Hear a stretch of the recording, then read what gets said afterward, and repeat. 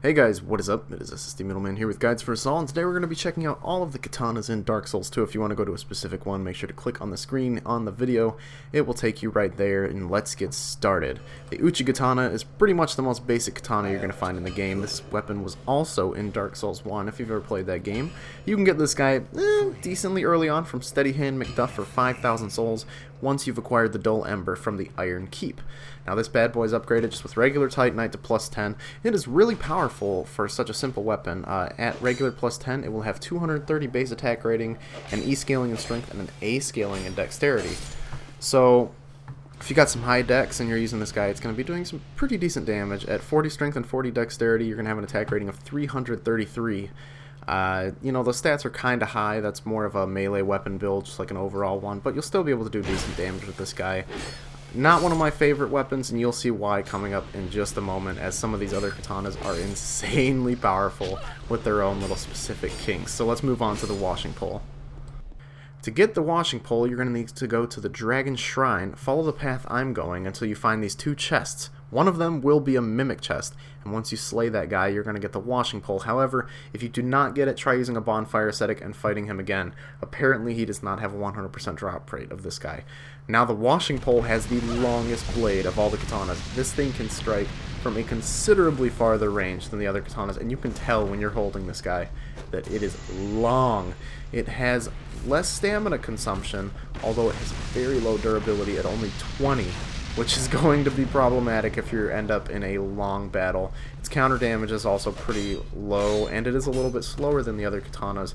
However, its long range definitely makes up for that. It's a very nice weapon. It looks insanely cool when you're holding it. You kind of look a little bit like Sephiroth when you're using this guy. At a regular plus 10, you're going to have 240 base attack with an E scaling in strength and an A scaling in dexterity. Not bad. Once you get your dex up, you're going to be doing quite a decent amount of damage with this guy, and you'll be able to hit enemies that are backing away from you. This one is especially useful in PvP. As you can see, most of the footage on this video is going to be from PvP battles, mostly because I absolutely love using the katanas at PvP. I'm really good with these guys.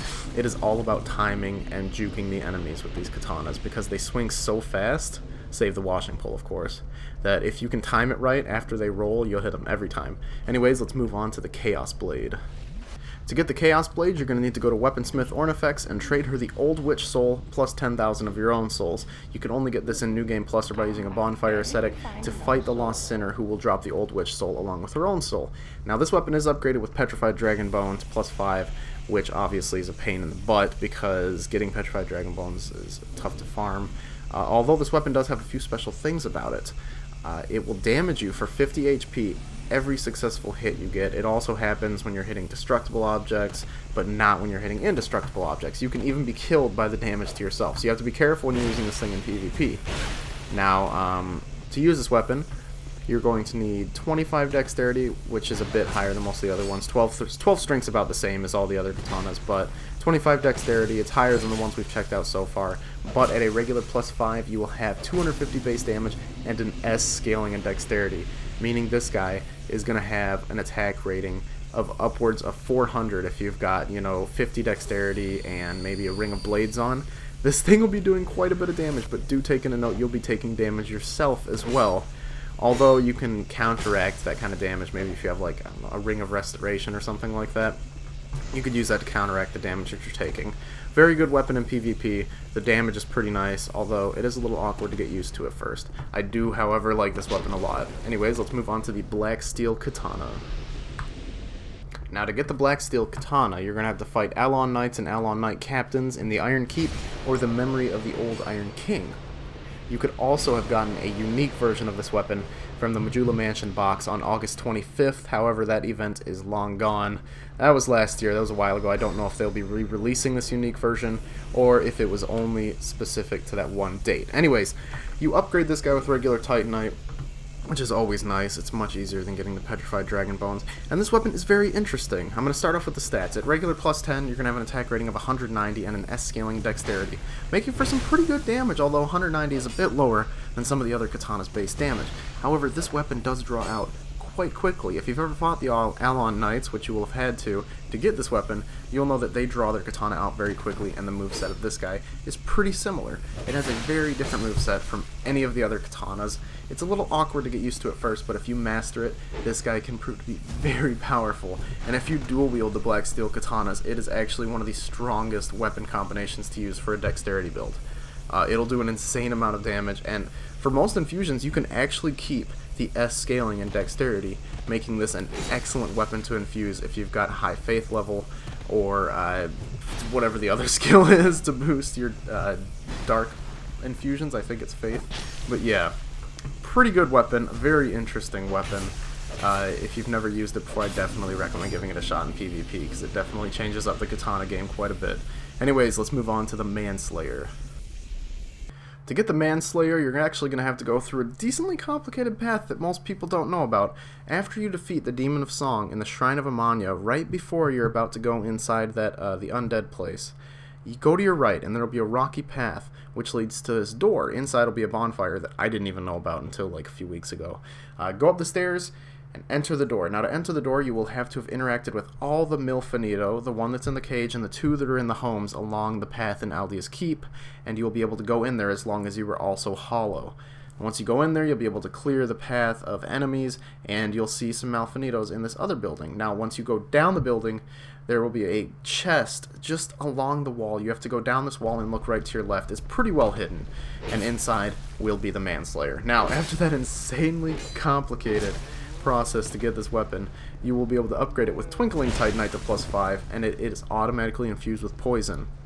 Now, you can also infuse it with an extra poison infusion to increase the poison buildup even more. It also uses the same moveset as the regular Uchigatana.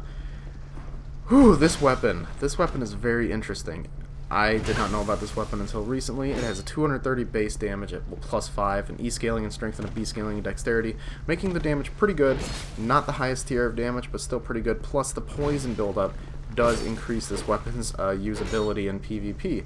If you do end up infusing it with poison, you actually only lose 10 points of base damage, and your scaling remains the same. However, your poison will increase from 100 to 143. Definitely a huge advantage if you're going to attempt to poison any enemies in PvP. Like all the other katanas, this one is very unique. I mean, I don't think I've seen one katana on here that's really boring or not fun to use. And now with that, let's move on to the Berserker Blade. Alright, now, how do you get the Berserker Blade, you might ask? Well, it's a little bit of a complicated process. You're going to need to go to the Belfry Soul in the Iron Keep. Then you're going to need to join the Bellkeeper's Covenant. And once you do that, go back to the bonfire, reset it, go back into the Belfry Soul, check this location that I'm walking to.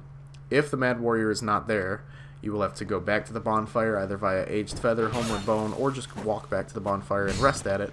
Go check again. If he's not there, repeat until you find him.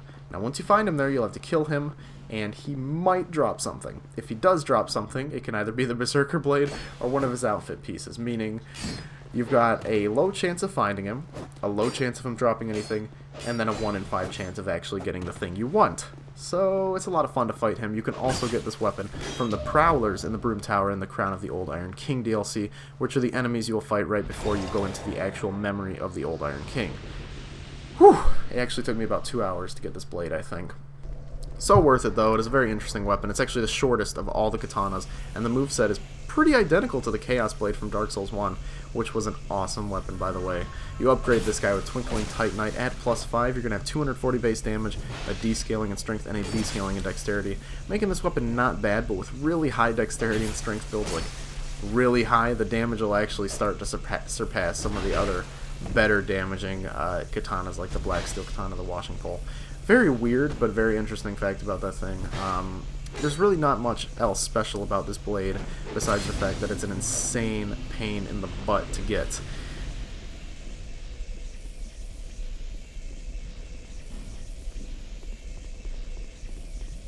Now, how to get the Dark Drift. This one is a lot easier to get than the few katanas we had just checked out. All you have to do is obtain the King's Ring, then return to the Undead Crypt and talk to Grave Warden Agdane, and he will give you this katana.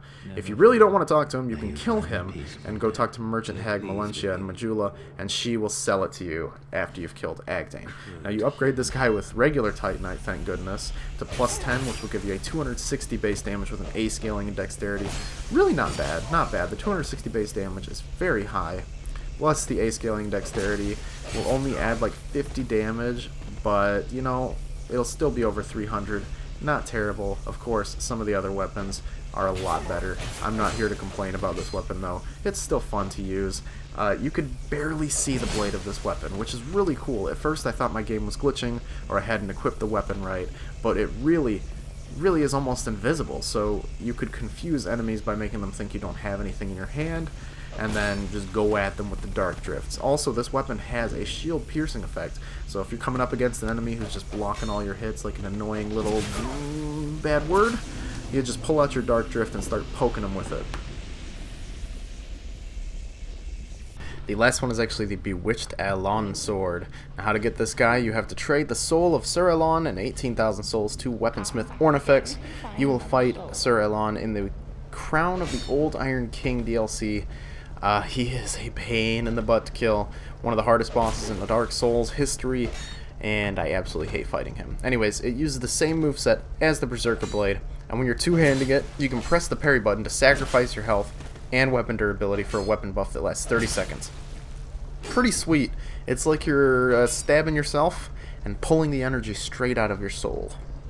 It's kind of ridiculous because a lot of people use it in PvP just to kill themselves at the beginning of the match, just to look clever, but that's just how it works. At rank 5, by the way, you upgrade this guy with Twinkling Titanite.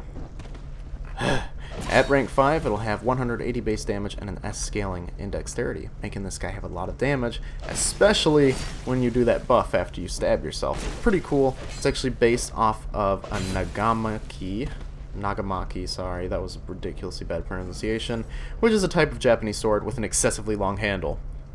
This weapon looks really sweet in-game. I really like using it just because of the visual effect.